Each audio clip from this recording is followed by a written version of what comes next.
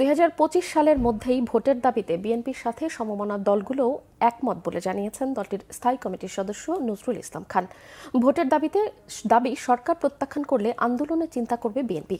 সংস্কার করে যত দ্রুত সম্ভব জনগণের ক্ষমতা জনগণের হাতে ফিরিয়ে দেওয়ার কথাও বলেন বিএনপি নেতারা। রিপোর্ট করছেন সিকান্দার রহমান। বিএনপি চেয়ারপারসনের গুলশান কার্যালয়ে খেলাফত মজলিসের নেতাদের সাথে বৈঠক করেন বিএনপি মহাসচিব মির্জা ফখরুল ইসলাম আলমগীর সহ দলের সিনিয়র নেতারা। এ সময় খেলাফত মজলিসের পক্ষ থেকে জানানো হয় 2025 সালের মধ্যেই প্রয়োজনীয় সংস্কার শেষে নির্বাচন দিতে হবে। দেশের মানুষ ভোটের অপেক্ষায় আছে উল্লেখ করে নির্বাচন বিলম্বিত হলে সমস্যা আরো বাড়তে পারে বলে মন্তব্য করেন তারা। একটা জাতীয় নির্বাচন এবং জনগণের হাতে ক্ষমতা ফিরিয়ে দেওয়াটা জরুরি।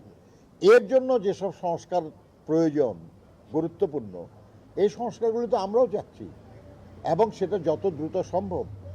এটাকে ঝুলিয়ে রাখা ঠিক হবে না। এটা সংস্কারগুলি করে একটা নির্বাচন আয়োজন করা, এবং খেলাফত মজলিসের পক্ষ থেকে বলা হয়েছে যে এই কাজটা করার জন্য এই বছরের বেশি সময় লাগার কোনো দরকার নেই। এদিকে বিএনপির প্রতিষ্ঠাতা শহীদ রাষ্ট্রপতি জিয়াউর রহমানের মাজারে শ্রদ্ধা নিবেদন করেছেন যুক্তরাজ্য বিএনপির নেতারা।